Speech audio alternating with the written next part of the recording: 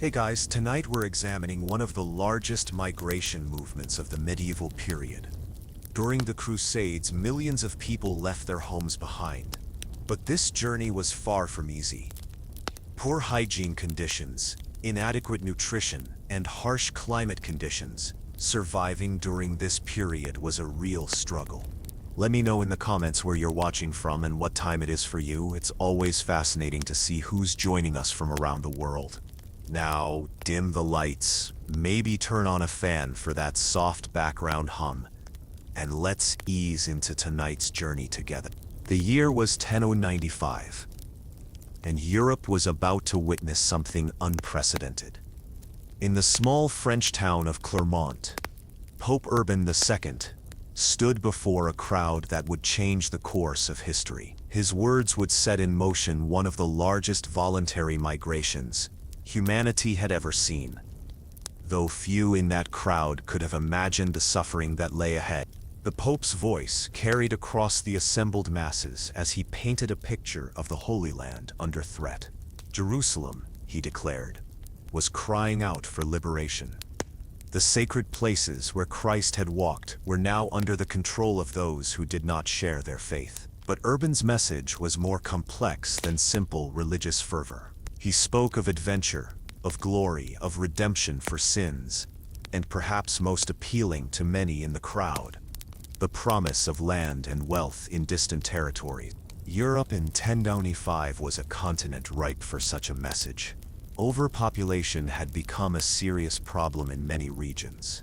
Younger sons of noble families found themselves with no inheritance, no prospects, and no future. Peasants struggled under the weight of feudal obligations, poor harvests, and limited opportunities for advancement. The promise of a fresh start in the Holy Land seemed like divine intervention to many who felt trapped by circumstance. The Pope's call resonated differently. Across the social spectrum, for the nobility, it offered a chance for glory and expansion of power. Knights saw an opportunity to use their military skills for a holy cause while potentially gaining wealth and land. For merchants, it promised new trade routes and opportunities.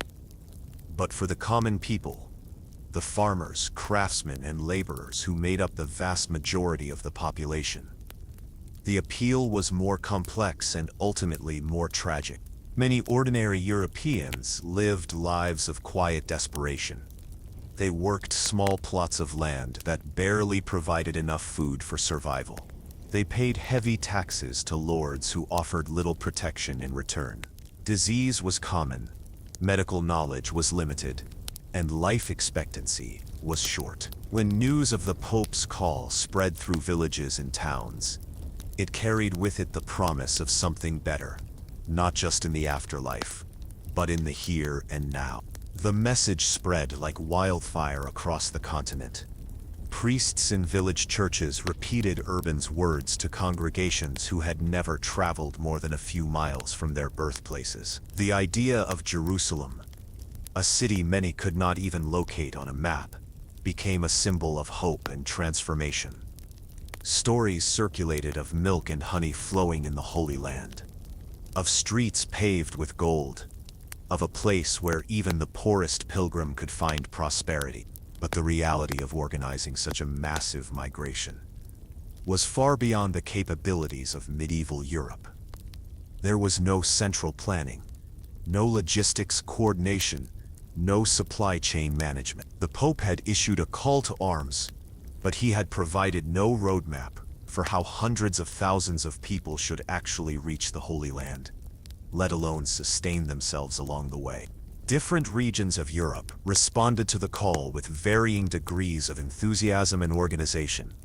In France, where Urban had made his famous speech, the response was immediate and overwhelming. Entire villages began making preparations to depart. In the Holy Roman Empire, the message took longer to spread but eventually generated similar enthusiasm. England, separated by the English Channel, saw fewer participants initially, but those who did join often came from the highest levels of society. The social dynamics of this mass movement were complex and would prove problematic. Noble families often departed with significant resources: wagons, horses, servants, and supplies. They traveled in organized groups with clear leadership structures. But the vast majority of participants were common people with few resources and no experience in long-distance travel or military campaigns. Entire families made the decision to depart together. Fathers, mothers, children, and elderly relatives all prepared to leave everything they had known behind. This was not conceived as a military expedition by most participants, but rather as a pilgrimage, a religious journey that would transform their lives and guarantee their salvation. The distinction between pilgrimage and warfare would prove to be a critical misunderstanding with devastating consequences. The preparation period revealed the naivety of many participants. People sold their possessions, often at below-market prices, to finance their journey. They purchased what they believed would be necessary supplies, but few had any real understanding of what lay ahead. Maps were rare and inaccurate. Knowledge of geography beyond local regions was limited. Information about the climate, terrain, and distances involved was sketchy at best. Religious enthusiasm often overcame practical considerations. Many believed that divine providence would provide for their needs along the way. Stories circulated of miraculous provisions and divine interventions that would sustain the faithful. This religious confidence, while providing emotional strength, often prevented realistic planning for the challenges ahead. The departure dates were largely uncoordinated. Some groups left as early as the spring of 1096, while others delayed their departure until later in the year. This lack of coordination would prove problematic, as it meant that supply lines and support systems were stretched thin across multiple time periods and routes. Women and children made up a significant portion of the migrating population. Unlike modern military operations, this was a mass movement of entire communities. Pregnant women, nursing mothers, toddlers, and elderly individuals all joined the exodus. The inclusion of such vulnerable populations would create enormous challenges that few had anticipated. The economic impact on the regions being abandoned was significant. Entire communities lost their workforce, their tax base, and their social structure. Fields went unharvested, crafts went unproduced, and local economies began to collapse. This economic disruption would have lasting effects on the regions involved, creating additional pressure for those who remained behind. Communication systems of the medieval period were inadequate for coordinating such a massive undertaking. Messages took weeks or months to travel between regions. There was no way to coordinate timing, routes, or supply provisions across the various groups. Each community was essentially making its own decisions about when and how to depart, creating a chaotic and unorganized migration pattern. The routes chosen by different groups varied widely, often based on limited geographical knowledge.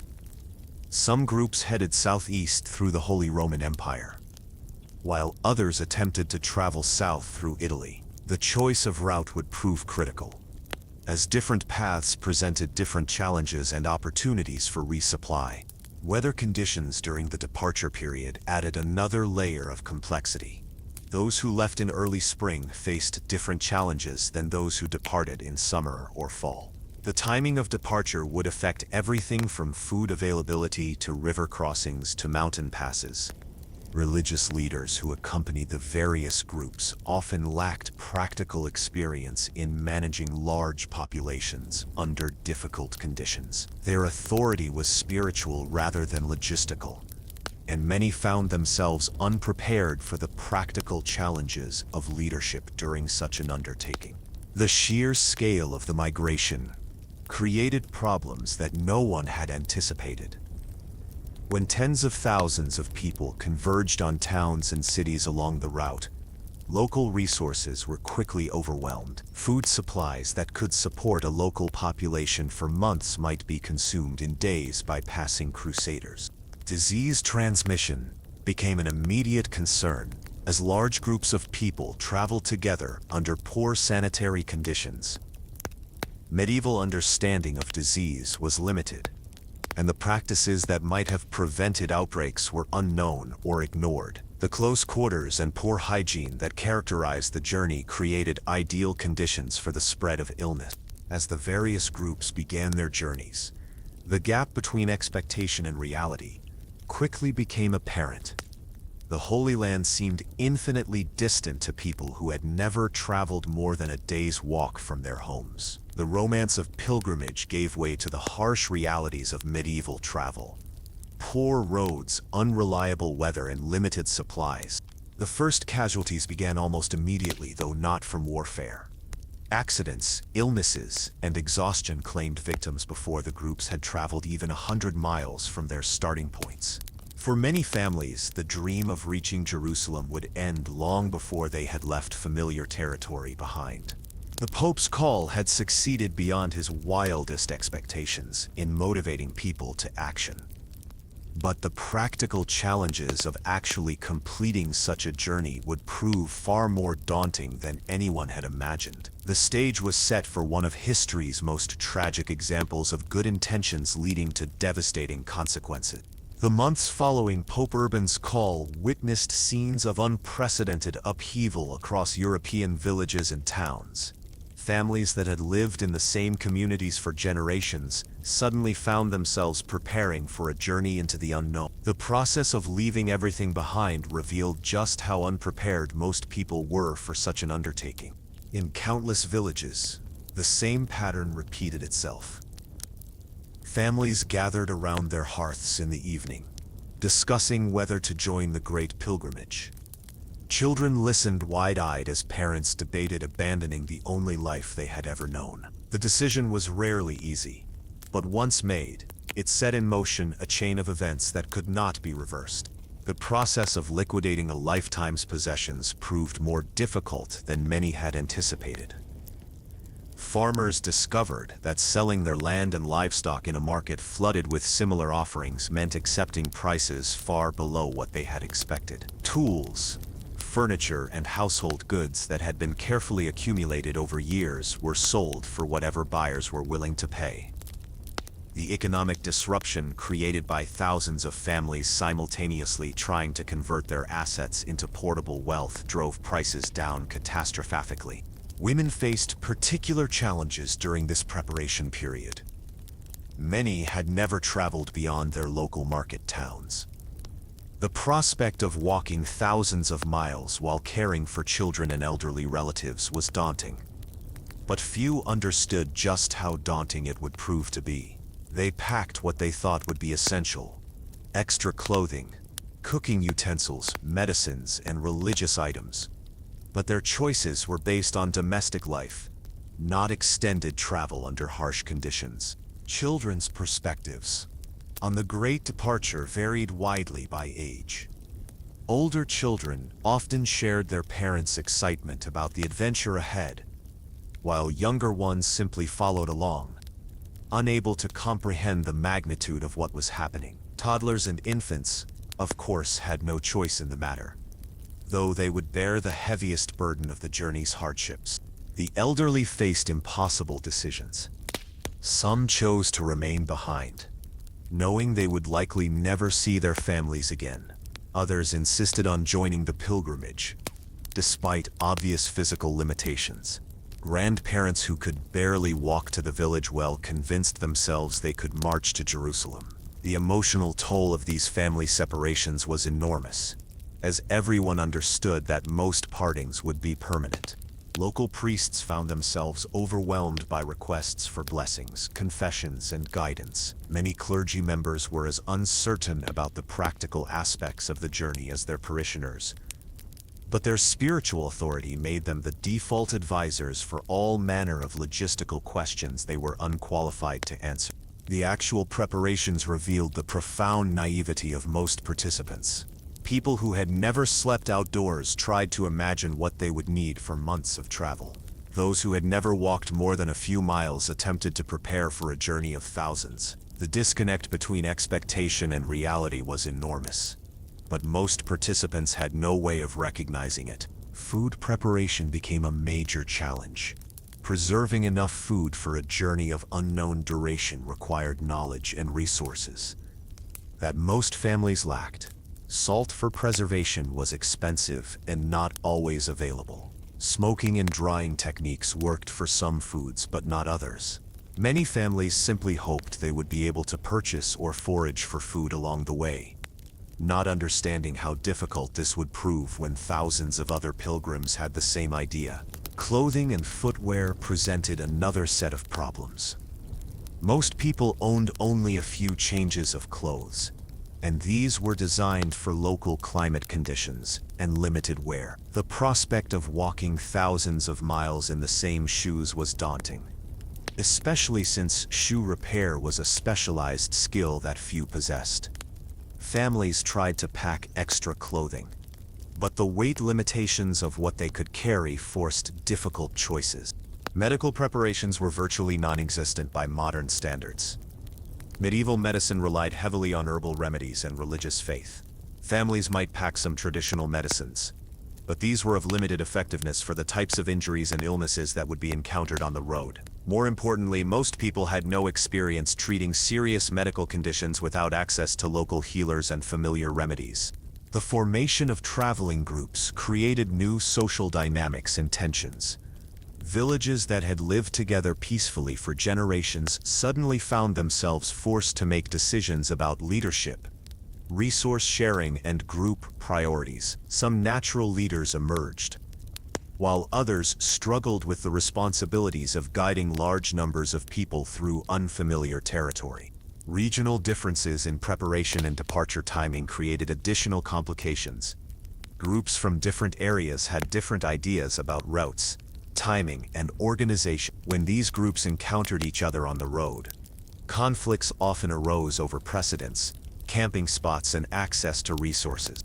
The earliest departures began in the spring of 1096, often before adequate preparations had been completed. Enthusiasm overcame prudence in many cases, with families leaving before they had properly organized their supplies or identified competent leadership. These early groups would face the harshest conditions and serve as unintentional test cases for the challenges that lay ahead. Transportation arrangements varied widely based on economic circumstances. Wealthy families might have wagons and draft animals, while the poor carried everything on their backs. The disparity in mobility created tensions within groups, as those on foot struggled to keep pace with those who had vehicles. The care and feeding of animals added another layer of complexity to groups that were already struggling with basic logistics. Navigation presented problems that few had anticipated. Maps were rare, expensive, and often inaccurate. Most people relied on verbal directions and local knowledge, but this information was often outdated or incomplete. Different groups received different advice about routes, leading to confusion and poor coordination. Weather during the departure period proved more challenging than expected. Spring of 1076 was particularly harsh in many regions, with late storms and flooding that made travel difficult. Rivers that should have been easily fordable were running high and dangerous. Roads that were normally passable became muddy quagmires that trapped wagons and exhausted travelers. The psychological impact of leaving familiar surroundings began to affect people before they had traveled very far. Homesickness struck quickly, especially among children and the elderly. The comfort of known places and familiar routines was replaced by constant uncertainty and discomfort. Many families began to experience doubts about their decision within days of departure. Resource sharing within groups became a source of ongoing tension. Families who had prepared more thoroughly were expected to share with those who had prepared poorly. Those with wagons were pressed to carry supplies for those without transportation. The communal ideals of Christian brotherhood often clashed with practical concerns about survival and self-preservation. Leadership disputes emerged as groups tried to organize themselves for the long journey ahead. Military experience, social status, religious authority, and practical skills all created different claims to leadership. Without clear hierarchies or established procedures for decision-making, conflicts were common and often paralyzing. The first encounters with foreign territories and unfamiliar customs created cultural shock for people who had never left their home regions. Languages, foods, money, and social practices that differed from what they knew at home created confusion and anxiety. Many pilgrims were unprepared for the reality that much of their journey would take them through lands where they were foreigners. Resupply proved more difficult than anticipated. Towns and villages along the route were often unable or unwilling to provide food and supplies for large groups of passing pilgrims. Local populations sometimes viewed the Crusaders with suspicion or hostility, especially when their presence strained local resources or created security concerns.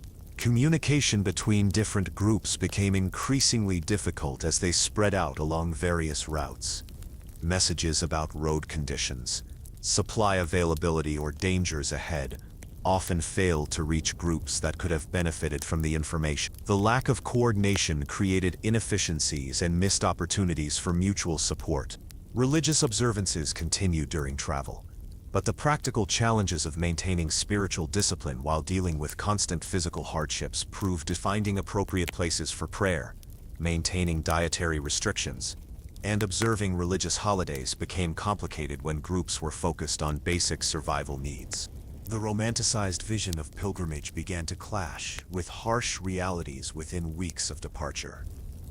The spiritual journey that many had envisioned became overshadowed by mundane concerns about food, shelter, and safety. The gap between expectation and reality created disillusionment that would only deepen as the journey continued. Early casualties began to mount even before groups had left familiar territory. Accidents during river crossings, illnesses exacerbated by travel stress, and injuries from unfamiliar physical demands claimed victims who had expected to reach Jerusalem safely. These early deaths served as sobering reminders of the journey's dangers. As the various crusading groups moved deeper into unfamiliar territories, the true scale of their undertaking began to reveal itself. What had seemed like an achievable pilgrimage from the comfort of village homes now stretched endlessly ahead of them. The roads, such as they were, wound through landscapes that bore no resemblance to the fertile fields and familiar forests they had left behind. The daily routine of medieval travel was punishing by any standard. Groups typically rose before dawn, breaking camp in darkness to take advantage of cooler morning temperatures. The process of organizing hundreds or thousands of people for movement was chaotic and time-consuming. Families struggled to pack their possessions, gather scattered children, and fall into the loose formation that passed for organization among the pilgrim bands. Walking became the dominant experience of every day. For people accustomed to the relatively sedentary life of medieval peasantry, the constant motion was initially exhausting and eventually overwhelming. Feet that had rarely traveled beyond local markets now had to carry their owners across vast distances, day after day. The poorly constructed shoes and boots of the medieval period began to fall apart within weeks, leaving many travelers barefoot on rough roads. The roads themselves were a constant source of misery. Medieval Europe had few paved roads, and those that existed were often in poor repair. Most routes were little more than dirt tracks that became muddy quagmires in rain and dusty, rutted obstacles in dry weather. Stones, roots, and holes created hazards that could injure humans and animals alike. What modern travelers might cover in hours by vehicle required days or weeks of painful foot travel. Physical conditioning became a critical factor that few had considered during their enthusiastic preparations. Medieval people were generally hardy due to their demanding lifestyle, but they were not prepared for the specific challenges of long-distance travel. Carrying heavy packs, walking on uneven surfaces, and sleeping outdoors created muscle strains and joint problems that became progressively worse with continued travel. Weather patterns across the route created additional layers of difficulty. The journey from Western Europe to the Holy Land crossed multiple climate zones and seasonal patterns. Groups that had departed in the mild weather of spring found themselves facing blazing summer heat as they moved south and east. Others encountered unexpected storms, flooding, or early winter conditions that their preparations had not anticipated. Clothing that had seemed adequate at the start of the journey proved woefully insufficient for the range of conditions encountered. Heavy wool garments that provided warmth during cold European mornings became suffocating burdens under the Mediterranean sun. Light fabrics that were comfortable in warm weather offered no protection against mountain cold or driving rain. Most pilgrims had only 1 or 2 changes of clothing, which meant wearing the same garments day after day, regardless of weather conditions. The care and feeding of animals created enormous logistical challenges for those groups that had brought livestock. Oxen, horses, and mules required substantial amounts of food and water daily. Finding adequate pasture and water sources for large numbers of animals was often impossible, especially when multiple groups were traveling the same routes. Animals that died or became too weak to continue left their owners stranded with possessions they could no longer transport. Wagon travel. Initially seen as a luxury that would make the journey easier, often proved to be more trouble than it was worth. Medieval wagons were crude affairs with poor suspension and inadequate weather protection.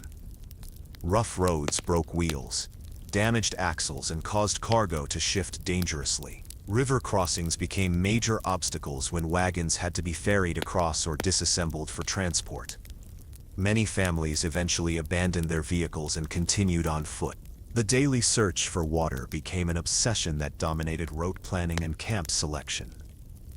Clean, safe drinking water was scarce in many regions, and large groups of travelers could quickly exhaust local sources. Rivers and streams that appeared clean might be contaminated upstream by human or animal waste. Wells that could support a small village were inadequate for hundreds of thirsty pilgrims and their animals. Sleeping arrangements presented ongoing challenges that grew worse with time. Most pilgrims had brought simple bedding, blankets, cloaks, or rough mattresses, but these provided minimal comfort when sleeping outdoors night after night. The ground was cold, wet, or rocky depending on weather and terrain. Privacy was non-existent when families camped together in large groups.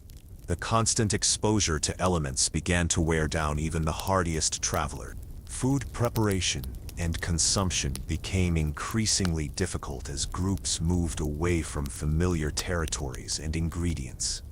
Cooking required fuel for fires, which was not always available in treeless regions or during wet weather. Utensils and cooking pots were heavy items that many families eventually discarded to reduce their load. The lack of adequate cooking facilities meant that many people subsisted on raw or poorly prepared food, leading to digestive problems and malnutrition. The psychological impact of endless walking began to affect group morale within weeks of departure. The novelty of travel wore off quickly when replaced by the grinding routine of daily marches. Boredom became as much of an enemy as physical hardship. People who had lived rich social lives in their home communities found themselves isolated within moving crowds, surrounded by strangers and focused solely on the mechanics of survival. Children suffered disproportionately from the physical demands of the journey. Small legs could not maintain the pace required to keep groups moving efficiently. Parents found themselves carrying children who were too tired to walk, adding to their own physical burden. Infants and toddlers required constant attention in dangerous environments where a moment's inattention could result in serious injury or death. Elderly participants began to fall behind as the journey progressed. Many who had insisted on joining the pilgrimage despite obvious physical limitations found themselves unable to maintain the necessary pace. The difficult choice between abandoning struggling family members or slowing entire groups created emotional and practical dilemmas that had no good solutions. Injuries became commonplace as the journey continued. Twisted ankles, cut feet, Strained backs and bruised limbs accumulated faster than they could heal. Medieval medicine offered limited remedies for such problems, and the constant travel prevented proper rest and recovery. Minor injuries often became major disabilities when they failed to heal properly under field conditions. The social dynamics within groups began to shift as physical hardships mounted. Families that had been close-knit in their home villages found themselves struggling with anger, frustration, and blame as conditions deteriorated. Children who had been excited about the adventure became burdens that exhausted their parents. Elderly relatives who had been respected family patriarchs became liabilities that threatened group survival. Navigation errors created additional suffering when groups found themselves lost or following incorrect routes. Without accurate maps or reliable guides, pilgrims often wandered for days in wrong directions before discovering their mistakes. These detours not only wasted precious time and energy, but also depleted food supplies and created dangerous delays.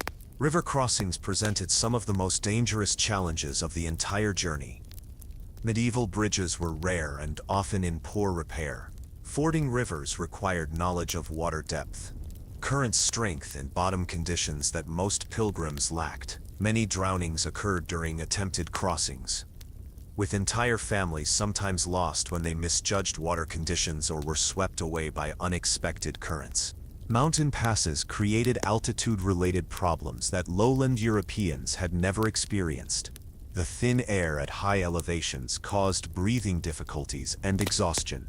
Cold temperatures in mountain regions came as a shock to groups that had been traveling through warmer climates. Snow and ice created treacherous footing that caused numerous accidents and injuries.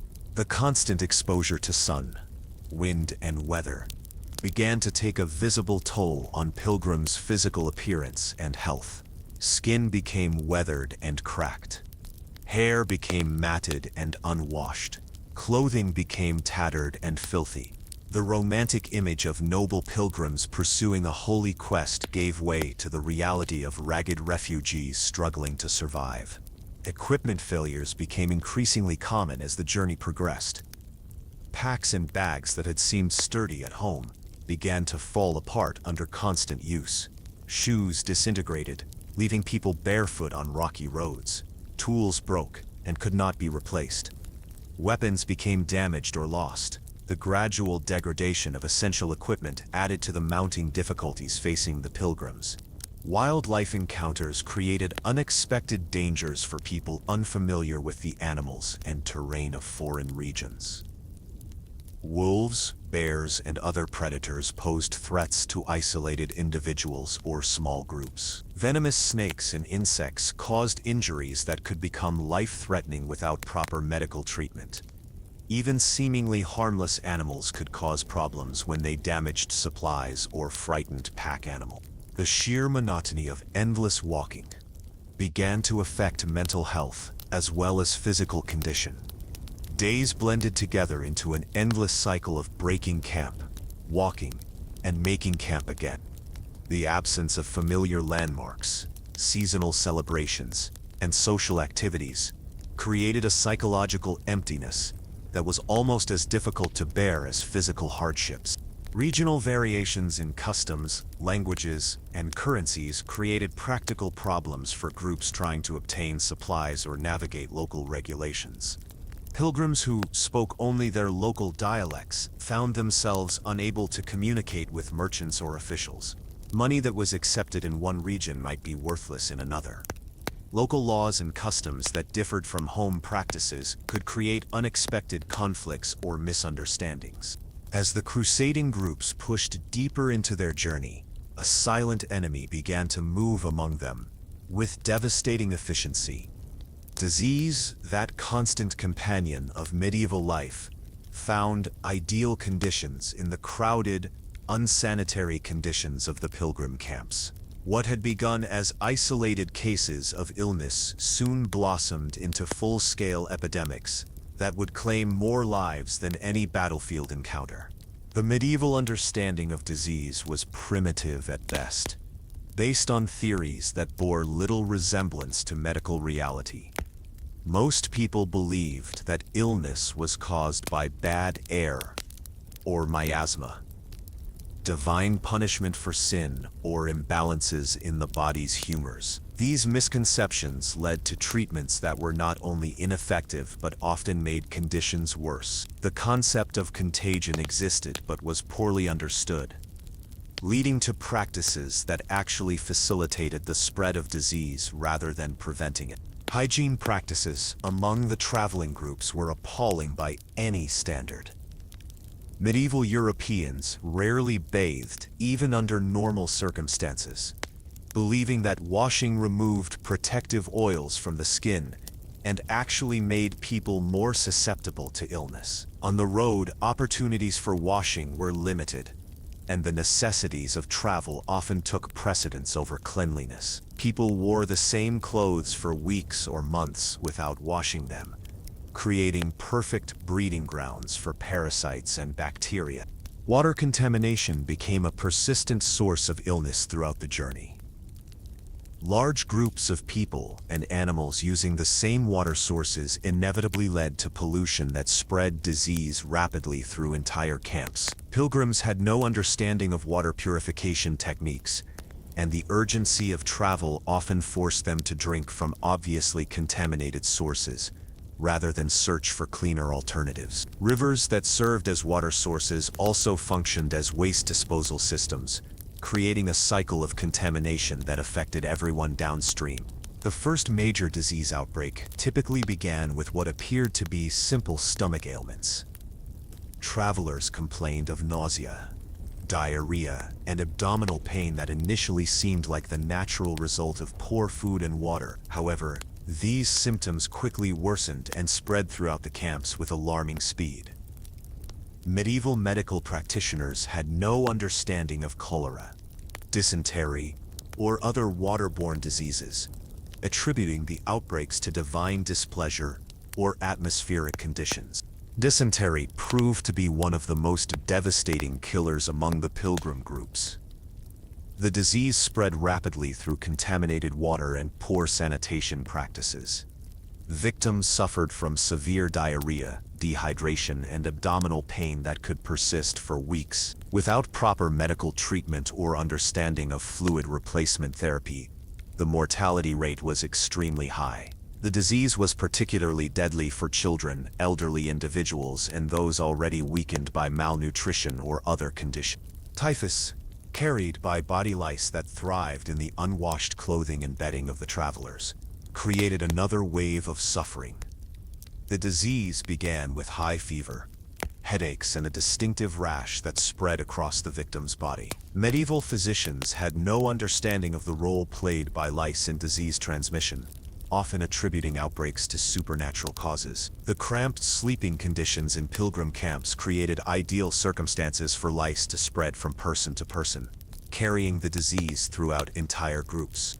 Respiratory diseases flourished in the close quarters and poor ventilation of medieval travel conditions. Tuberculosis, pneumonia, and other lung ailments spread easily when people slept packed together under crude shelters. Coughing and fever became constant sounds in the camps, creating a miserable atmosphere that sapped morale as well as physical strength. The dusty conditions of road travel irritated respiratory systems that were already compromised by poor nutrition and constant exposure to the elements. Malnutrition weakened immune systems and made travelers more susceptible to every type of illness. The poor quality and limited variety of available food meant that many pilgrims suffered from vitamin deficiencies that affected their ability to fight off disease. Scurvy, caused by lack of vitamin C, became common among groups that had exhausted their supplies of fresh fruits and vegetables. The disease caused weakness, bleeding gums, and eventually death if left untreated. Skin diseases proliferated under the unsanitary conditions of the journey. Scabies, caused by tiny mites that burrowed under the skin, spread rapidly through close physical contact and shared bedding. The intense itching and skin lesions caused by the condition were not only uncomfortable but also created open wounds that could become infected with more serious conditions. Fungal infections thrived in the warm, moist conditions created by unwashed clothing and limited opportunities to dry wet garments. Eye diseases became increasingly common as the journey progressed, particularly among groups traveling through dusty or sandy regions. Conjunctivitis and other infections spread easily in close quarters, often resulting in partial or complete blindness. Medieval treatments for eye conditions were largely ineffective and sometimes harmful, involving applications of various substances that could actually worsen the infections. Parasitic infestations added another layer of misery to the traveler's existence. Intestinal worms contracted from contaminated food and water, caused malnutrition and digestive problems that weakened victims and made them more susceptible to other diseases. External parasites, including fleas, lice, and mites, created constant discomfort and served as vectors for more serious diseases. The itching and skin irritation caused by these parasites often led to secondary infections when scratching created open wounds. Wound infections became a major source of mortality. As the journey continued, minor cuts, scrapes, and blisters that would heal easily under normal circumstances became life-threatening when they became infected. Medieval understanding of antiseptic practices was non-existent, and wounds were often treated with substances that actually increased the risk of infection. Gangrene and blood poisoning claimed many victims who might have survived their original injuries with proper medical care. Maternal and infant mortality reached catastrophic levels among the traveling groups. Pregnant women who gave birth on the road faced enormous risks from infection, bleeding, and other complications. Medieval midwifery knowledge was limited even under ideal circumstances, and the primitive conditions of travel made safe delivery nearly impossible. Infants born during the journey faced poor survival odds due to inadequate nutrition, exposure, and disease. Mental health problems, while not recognized as medical conditions in the medieval period, clearly affected many travelers. The constant stress, fear, and uncertainty of the journey, combined with witnessing the suffering and death of family members and companions, created what would now be recognized as depression, anxiety, and post-traumatic stress. These psychological conditions manifested as physical symptoms that further complicated medical care. Medical practitioners among the pilgrim groups were often little better than charlatans. Barber surgeons who combined haircutting with basic medical procedures had limited training and relied on techniques that were often more harmful than helpful. Bloodletting, the most common medieval medical treatment, actually weakened patients who were already suffering from disease and malnutrition. Herbal remedies, while sometimes beneficial, were often based on superstition rather than effective pharmacology. Religious explanations for disease outbreaks created additional problems for effective treatment. Many pilgrims believed that illness was divine punishment for sin, leading them to focus on prayer and penance rather than practical medical care. Some viewed disease as a test of faith that should be endured without treatment. These beliefs often prevented people from taking basic precautions that might have limited the spread of disease or improved survival rate. The disposal of human waste became an increasingly serious problem as groups grew larger and stayed in camps for extended periods. Medieval people had little understanding of the connection between sanitation and disease, often contaminating their own water supplies through poor waste management practices. The smell and filth of large camps became overwhelming, creating conditions that bred both disease and despair. Quarantine practices, when they existed at all, were based on medieval theories about disease transmission that were largely incorrect. Sick individuals might be isolated, but the criteria for isolation and the methods used were often ineffective at preventing disease spread. The close-knit nature of family groups made separation difficult even when it might have been medically beneficial. The psychological impact of watching friends and family members suffer and die from disease created a climate of fear and desperation that affected everyone. In the traveling groups, Morale plummeted as death became a daily occurrence. The romantic vision of pilgrimage gave way to a grim focus on simple survival. Many began to question whether their journey had divine approval or whether they had somehow brought these sufferings upon themselves through sin or error. Supply shortages of basic medical materials made treatment even more difficult than it would have been under normal circumstances. Bandages, herbs, and other medical supplies were quickly exhausted when disease struck large groups. Replacement supplies were often unavailable or prohibitively expensive in foreign territories where local populations were suspicious of the pilgrims. The cumulative effect of multiple disease outbreaks was devastating to group cohesion and effectiveness. Leadership structures broke down when commanders became ill or died. Families disintegrated when parents succumbed to disease, leaving children orphaned and vulnerable. The social bonds that had held communities together began to fray under the pressure of constant death and suffering. Geographic factors influenced disease patterns as groups moved through different climate zones and terrain types. Tropical diseases encountered in southern regions were completely unfamiliar to northern Europeans. High-altitude sickness affected groups crossing mountain passes. Coastal regions presented different health challenges than inland areas. The pilgrims' lack of familiarity with these regional health risks made them particularly vulnerable to local disease patterns. As disease ravaged the crusading groups, an even more fundamental crisis began to emerge: the complete breakdown of food supply systems. What had started as minor inconveniences in obtaining fresh provisions gradually escalated into a full-scale famine that would test the very limits of human endurance and social cohesion. The initial food planning for the journey had been woefully inadequate from the beginning. Most families had attempted to bring preserved foods from home, but their calculations were based on normal household consumption rather than the increased caloric needs of constant travel. The physical demands of walking 20 or more miles per day while carrying heavy packs required far more food energy than people realized. Within weeks, carefully hoarded supplies began to run dangerously low. Medieval food preservation techniques, while adequate for local use, proved insufficient for extended travel under harsh conditions. Salted meats spoiled faster than expected in warm climates.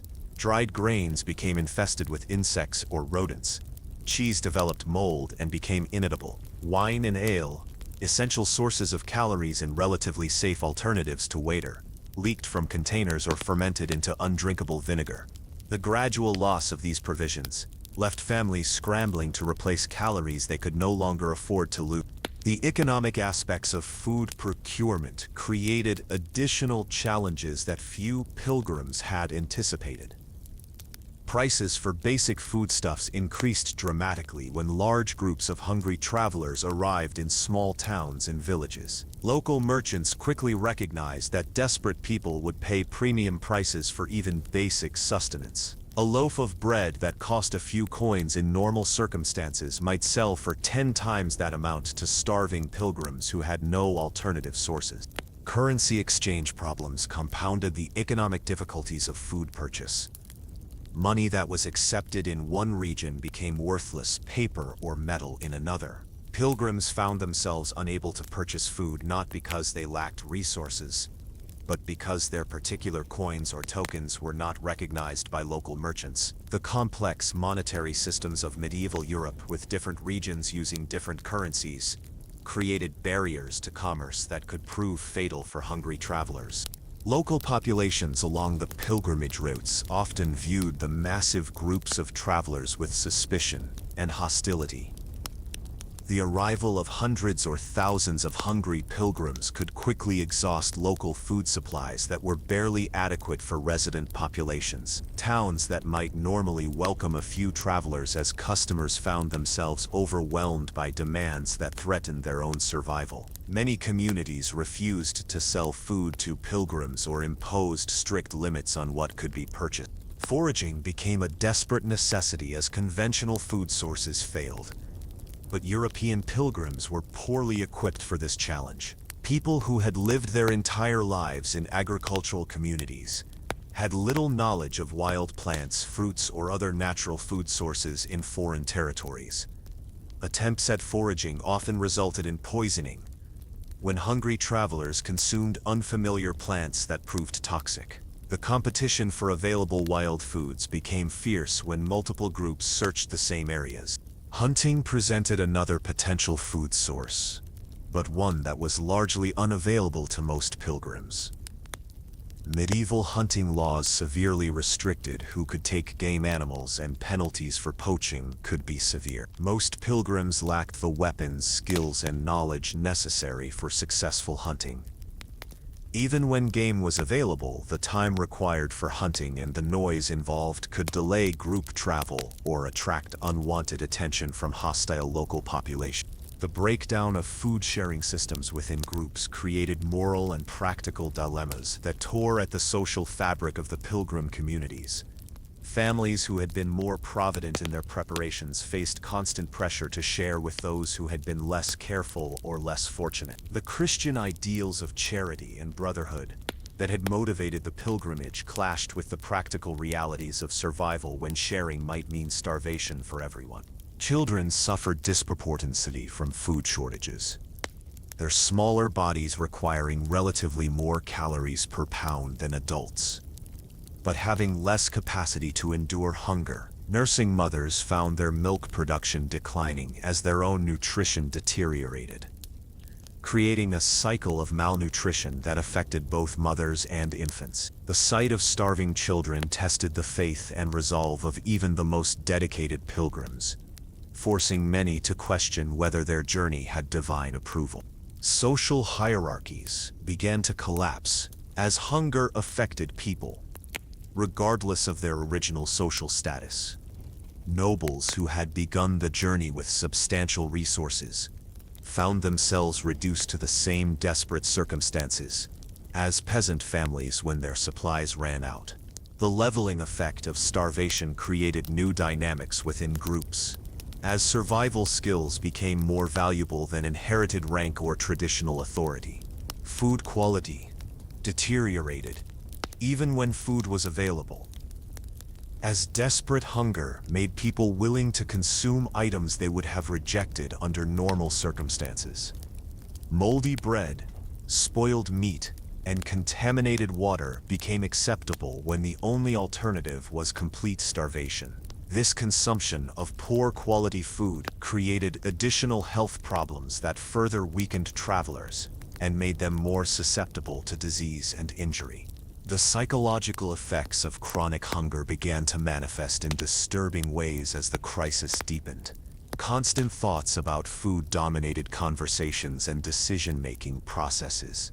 People became obsessed with the search for their next meal, losing sight of their original spiritual goals. The noble purpose of reaching the Holy Land seemed increasingly abstract when compared to the immediate need for simple sustenance. Desperate measures became commonplace as conventional food sources failed entirely. Families sold precious possessions, including religious items and heirlooms, for small amounts of food. Some pilgrims abandoned the journey entirely, trading their few remaining valuables for passage back to their homelands. Others resorted to begging, despite the shame this brought to people who had once been self-sufficient members of their community. The emergence of black market food trading created opportunities for exploitation and corruption within the pilgrim groups. Those who had managed to preserve some resources could profit enormously by selling food at inflated prices to desperate families. This profiteering created resentment and social tensions that further undermined group cohesion. The Christian fellowship that had characterized the early stages of the journey gave way to cutthroat competition for survival resources. Rationing systems, when they were attempted, often failed due to lack of effective enforcement mechanisms and accurate inventory control. Groups that tried to distribute food equally found themselves unable to prevent theft or unauthorized consumption. The breakdown of trust that resulted from these failures made cooperation increasingly difficult, creating a downward spiral of selfishness and social disintegration. Religious explanations for the food crisis created additional psychological burdens for the starving pilgrims. Many interpreted their suffering as divine punishment for sins, either individual or collective. This guilt added to the physical misery of hunger, creating a spiritual crisis that was in some ways more devastating than the physical privation. The question of whether God had abandoned them haunted many pilgrims as their situation continued to deteriorate. Cannibalism, while rarely discussed openly, became a horrifying reality in some of the most desperate groups. Medieval chroniclers often avoided detailed descriptions of these incidents, but occasional references suggest that some pilgrims resorted to consuming the bodies of those who had died from starvation or disease. These extreme measures represented the complete breakdown of civilized behavior and created traumatic memories that survivors carried for the rest of their lives. The decision to turn back became increasingly attractive as food shortages worsened, but many groups found themselves too weak or too far from home to attempt the return journey. Families that had sold everything to finance their pilgrimage lacked the resources needed for the return trip. Others were simply too malnourished to attempt the physical demands of retracing their steps across hundreds of miles of difficult terrain. Local wildlife was quickly depleted in areas where large groups of pilgrims attempted to supplement their diets through hunting and trapping. Small game animals, birds and fish that might have provided some nutrition for a few families could not sustain thousands of hungry travelers. The environmental impact of these desperate foraging efforts created barren zones along popular pilgrimage routes where even minimal natural food sources had been exhausted. Weather conditions significantly affected food availability and preservation during different seasons and in different geographic regions. Hot weather accelerated spoilage of any fresh foods that groups managed to obtain. Cold weather made foraging more difficult and increased caloric requirements at the same time that food sources became scarcer. Rainy periods made hunting and gathering nearly impossible while also contaminating stored food supply. The breakdown of cooking capabilities, as groups lost or abandoned equipment, created additional nutritional problems.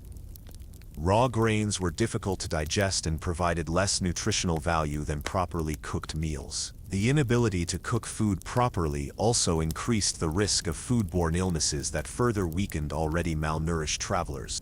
Disease and malnutrition created a vicious cycle that accelerated the decline of affected groups. Hungry people were more susceptible to illness, while sick people lost their appetites and absorbed fewer nutrients from what little food they could consume. This cycle created a downward spiral that was extremely difficult to break even when food supplies improved temporarily. The social fabric of pilgrim communities began to unravel as starvation created competition between individuals and families who had previously cooperated. Theft of food became common, creating an atmosphere of suspicion and mistrust. Guards had to be posted to protect group food supplies, but these guards themselves were often too weak from hunger to be effective in their duties. As hunger, disease, and exhaustion took their relentless toll on the crusading groups, an even more insidious enemy began to attack the very foundations of their expedition: the complete breakdown of faith, hope, and social order. The psychological damage inflicted by months of suffering began to manifest in ways that were perhaps more devastating than any physical hardship the pilgrims had endured. The erosion of religious faith struck at the very heart of what had motivated these people to abandon their homes in the first place. Many pilgrims had begun their journey with unshakable conviction that God would protect and provide for those undertaking this holy mission. As death, disease, and starvation became daily realities, these beliefs came under severe strain. People who had never questioned their faith found themselves wondering why a merciful God would allow such suffering among his faithful servants. The concept of divine abandonment became a recurring theme in the thoughts and conversations of the struggling pilgrims. If their mission truly had God's blessing, they reasoned, surely they would not be experiencing such catastrophic hardships. The contrast between their current misery and the glorious visions that had initially inspired them created a cognitive dissonance that many found impossible to resolve. Some concluded that they had somehow fallen from divine favor, while others began to question whether their religious leaders had misled them about God's will. Children, who had initially viewed the journey as an exciting adventure, became traumatized by the constant exposure to death and suffering. Young minds that should have been occupied with play and learning instead witnessed the slow starvation of siblings, the agonizing deaths of parents, and the complete breakdown of everything they had understood as normal life. Many children became withdrawn and unresponsive, while others developed behaviors that would now be recognized as symptoms of severe psychological trauma. The traditional family structure, which had been the foundation of medieval social organization, began to collapse under the pressure of survival needs. Parents who had always been protectors and providers found themselves helpless to care for their children. The reversal of traditional roles created confusion and resentment that further damaged family relationships. Children sometimes proved more adaptable to harsh conditions than their parents, creating awkward dynamics where the young were forced to care for their elders. Leadership authority evaporated, as leaders proved unable to deliver on their promises of safe passage and successful completion of the pilgrimage. Nobles who had commanded respect through birth and wealth found their authority meaningless when they could not provide food or protection for their followers. Religious leaders who had preached about divine providence struggled to explain why God seemed to have abandoned their faithful flock. The collapse of traditional authority structures left groups without effective decision-making mechanisms. Despair began to replace hope as the dominant emotion in many pilgrim camps. The optimistic conversations about reaching Jerusalem and achieving spiritual salvation gave way to grim discussions about basic survival. People who had once planned for their future in the Holy Land now focused entirely on making it through each day. The psychological shift from hope to despair was perhaps more devastating than any physical hardship they endured. Group solidarity, which had been essential for survival during the early stages of the journey, began to fragment as resources became scarcer and conditions worse. Families that had shared resources willingly in better times became protective of their remaining possessions. Regional and cultural differences that had been overlooked during the enthusiastic early period began to create divisions and conflicts within groups. The constant exposure to death changed fundamental attitudes about mortality and the meaning of life. People who had begun the journey with medieval Christianity's complex views about death and afterlife found these beliefs challenged by the random, meaningless nature of the deaths they witnessed. Good people died while bad people survived. Children perished while elderly individuals endured. The apparent randomness of survival undermined faith in divine justice and purpose. Sexual tensions and moral breakdown began to emerge as normal social constraints weakened under survival pressures. The close quarters and reduced privacy of group travel created situations that would have been scandalous under normal circumstances. Traditional moral codes that had governed behavior in settled communities seemed less relevant in the harsh environment of the pilgrimage route. Mental illness, while not understood in modern terms, clearly affected many travelers who found themselves unable to cope with the psychological pressures of their situation. Some individuals became catatonic, simply sitting motionless for hours or days. Others developed what would now be recognized as severe anxiety disorders, becoming unable to function when faced with normal travel decisions. Still others exhibited signs of what might now be diagnosed as psychotic episodes, talking to invisible companions or believing they were receiving divine messages. The breakdown of communication systems within groups created isolation, even among people traveling together. Different languages and dialects became barriers to cooperation, when stress and exhaustion reduced people's ability to communicate effectively. Misunderstandings that might have been easily resolved under normal circumstances escalated into serious conflicts when everyone was operating under extreme psychological pressure. Violence began to emerge within groups as desperation overrode normal social inhibitions. Fights over food, water, or camping spots became common occurrences, theft, which had been virtually unknown in the close-knit communities most pilgrims came from, became a daily concern. Some individuals developed a predatory attitude toward weaker members of their own groups, seeing them as sources of resources rather than fellow pilgrims deserving protection. The loss of personal identity became a significant psychological trauma for many pilgrims. People who had held respected positions in their home communities, craftsmen, merchants, minor officials, found these identities meaningless in their current circumstances. Social roles that had provided structure and purpose were replaced by the simple struggle for survival. Many people literally forgot who they had been before the journey began. Religious obsession replaced balanced faith in some individuals who could not cope with the apparent contradiction between their suffering and their beliefs. These people became consumed with prayer, penance, or ritual observances that they believed might restore divine favor. Their behavior often became disruptive to group activities, but their obvious sincere suffering made it difficult for others to oppose their actions. Paranoia and suspicion became pervasive as group resources dwindled and competition increased. People began to suspect their companions of hoarding food, planning betrayals, or secretly negotiating for better treatment. The trust that had been essential for group survival in the early stages of the journey was replaced by constant vigilance and mistrust that made cooperation increasingly difficult. The phenomenon of scapegoating emerged as groups sought explanations for their misfortunes. Various individuals or subgroups were blamed for bringing divine punishment upon the expedition. Foreign pilgrims, those from different social classes, or people who had expressed doubts about the mission, became targets for group anger and resentment. These scapegoating episodes often led to violence and further fragmentation of already struggling communities.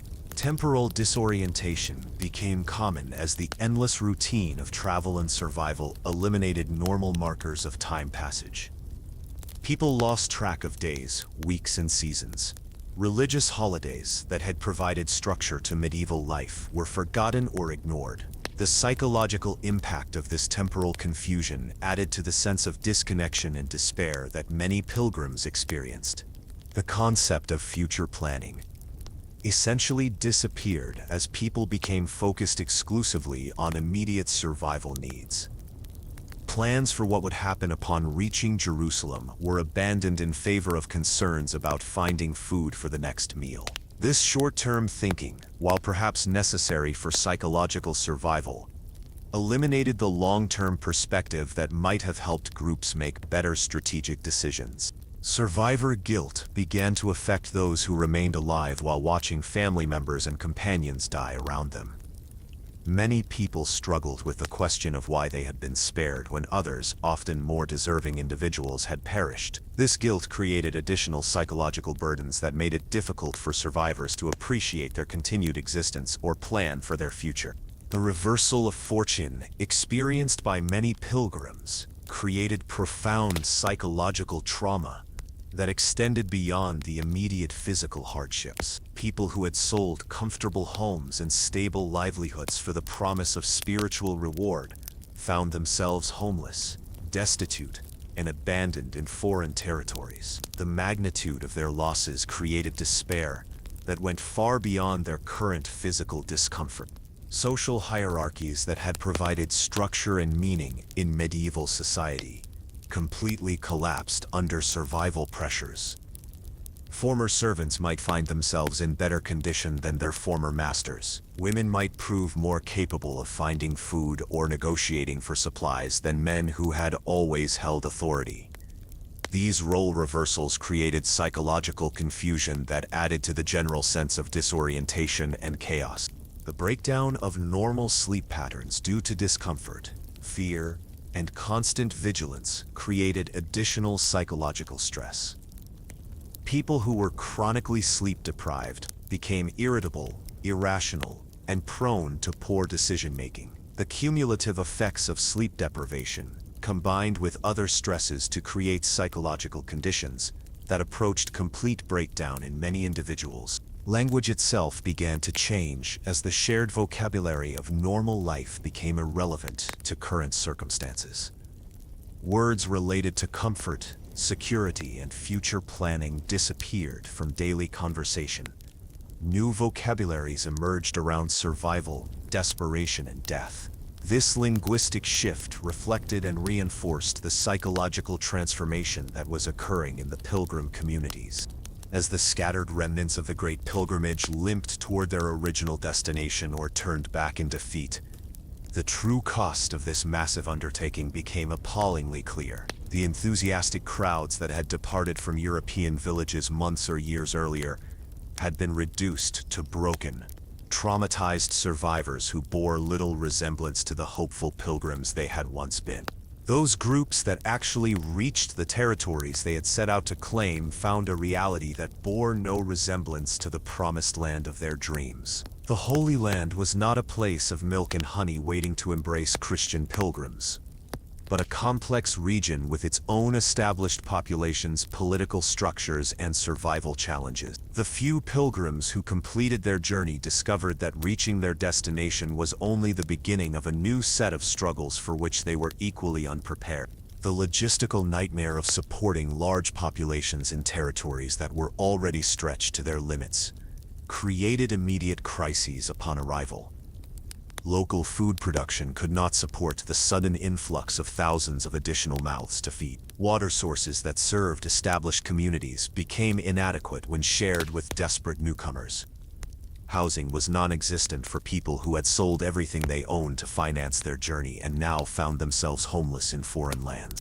Cultural conflicts emerged immediately between the arriving pilgrims and established local populations. Europeans who had lived their entire lives in homogeneous communities suddenly found themselves minorities in regions where they did not speak the language, understand the customs, or share the cultural assumptions that governed daily life. Simple activities like purchasing food, finding shelter, or negotiating basic services became complex cross-cultural challenges that many pilgrims were unable to manage successfully. The climate and environmental conditions of the Holy Land created additional hardships for people whose bodies were already weakened by months of travel and deprivation. The intense heat, unfamiliar diseases, and different seasonal patterns created health challenges that European immune systems were not equipped to handle. Many pilgrims who had survived the rigors of the journey succumbed to local diseases within weeks of reaching their destination. Economic realities in the destination territories proved devastating for pilgrims who had expected to find opportunities for prosperity and advancement. Local economies could not absorb large numbers of unskilled foreign workers who lacked local language skills and cultural knowledge. The few economic opportunities that existed were already controlled by established networks that had no interest in sharing resources with desperate newcomers. The political situation in the Holy Land was far more complex than most pilgrims had understood when they began their journey. The region was not simply waiting to be liberated by Christian forces, but was home to sophisticated political entities with their own interests, alliances, and power structures. Naive pilgrims who had expected to be welcomed as liberators often found themselves viewed as unwanted invaders or potential threats to local stability. For many pilgrims, the achievement of reaching their destination brought not satisfaction, but profound disillusionment. The spiritual transformation they had expected to experience upon reaching holy sites failed to materialize. The places they had imagined as mystical centers of divine power proved to be ordinary locations that offered no magical solutions to their problems or automatic forgiveness for their sins. The gap between expectation and reality created spiritual crises that were as devastating as any physical hardship they had endured. Those pilgrims who chose to attempt the return journey to Europe faced challenges that were in many ways more daunting than their original trek. They were now traveling without the enthusiasm and energy that had sustained them during their outbound journey. Their resources had been exhausted, their health compromised, and their psychological resilience severely damaged. The return trip became a desperate attempt to reach home before complete physical or mental collapse. The return journey revealed the true extent of the demographic disaster that had befallen European communities. Villages that had sent significant portions of their populations on the pilgrimage found themselves with inadequate labor forces to maintain basic agricultural and economic activities. Families had been broken apart permanently, with some members dead, others stranded in foreign territories, and others attempting dangerous return journeys that many would not survive. Economic disruption in Europe extended far beyond the immediate communities that had lost population to the pilgrimage. Regional trade networks had been damaged by the sudden departure of merchants and craftsmen. Agricultural production had declined due to labor shortages. Tax revenues had fallen as productive citizens abandoned their economic activities. The ripple effects of these disruptions would continue for years after the pilgrimage had ended. Social trauma affected not only the pilgrims themselves, but entire communities that had to deal with the return of broken, traumatized survivors. People who had left as confident, productive community members returned as physical and psychological invalids, who required extensive care and support. Families struggled to reintegrate members who had been fundamentally changed by their experiences and could no longer function in normal social roles. The psychological damage inflicted by the pilgrimage experience proved to be long-lasting and often permanent.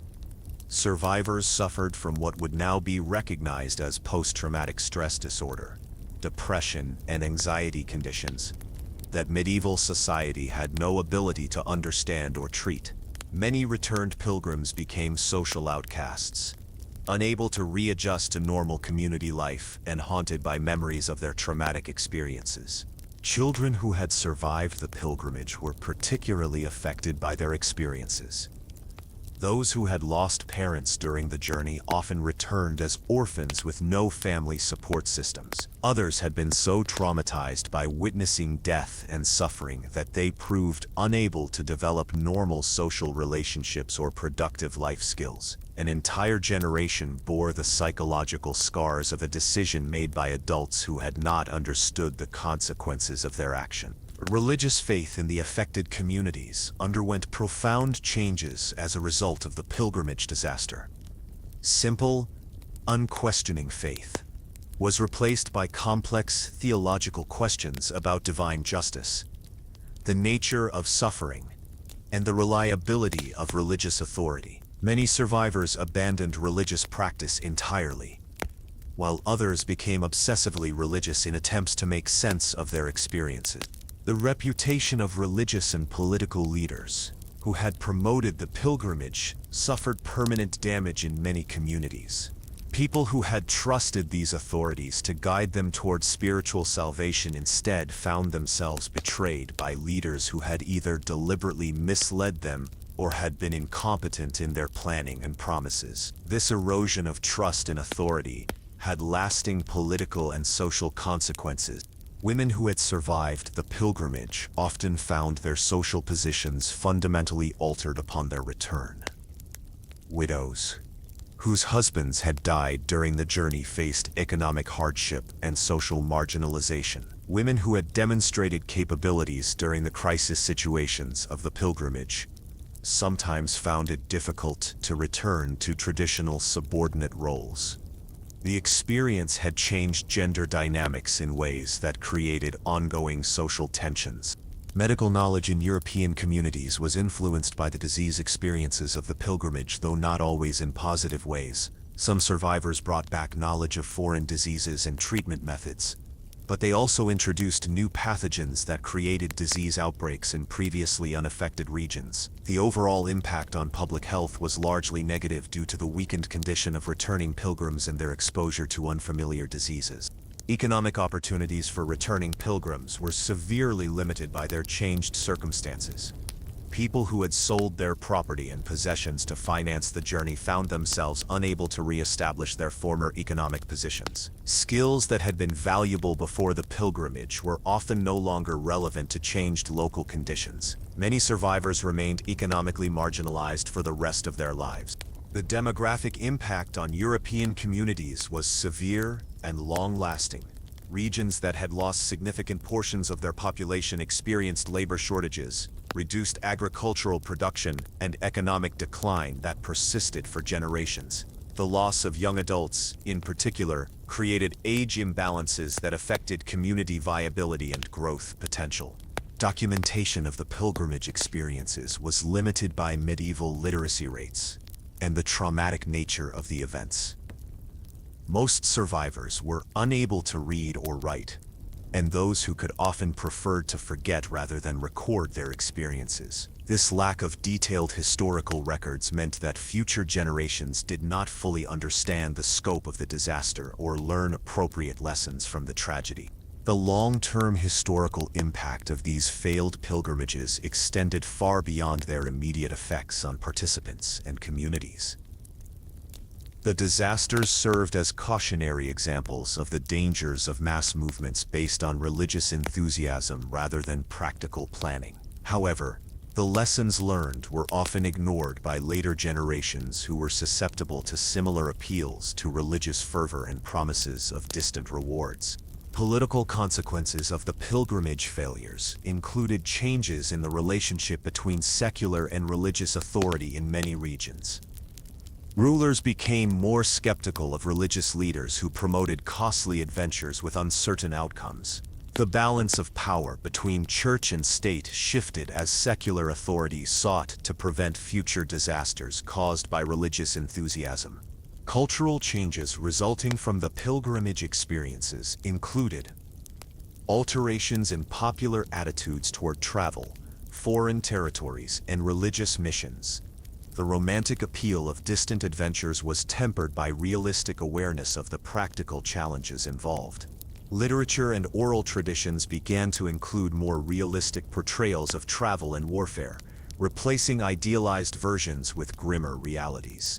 The pilgrimage disasters also contributed to changes in military organization and planning for future expeditions. Later military leaders learned from the logistical failures and poor planning that had characterized the early pilgrimages. Professional military forces gradually replaced mass popular movements as the preferred method for conducting foreign campaigns. Educational impacts included increased interest in geography, logistics, and practical planning skills among communities that had experienced pilgrimage disasters. People recognized the importance of understanding distances, climate conditions, and cultural differences before undertaking long-distance travel. This practical knowledge gradually spread throughout European societies. The legacy of the failed pilgrimages continued to influence European attitudes toward foreign ventures for centuries afterward. The gap between religious motivation and practical capability became a recurring theme in European history. The disasters served as reminders of the importance of careful planning, realistic assessment of resources, and understanding of local conditions before undertaking major expeditions. Modern historians studying these events have found them valuable for understanding medieval society, demographic patterns, and the relationship between religious belief and practical decision-making. The pilgrimages represent some of the best documented examples of mass migration in medieval Europe, providing insights into social organization, economic systems, and cultural values of the period.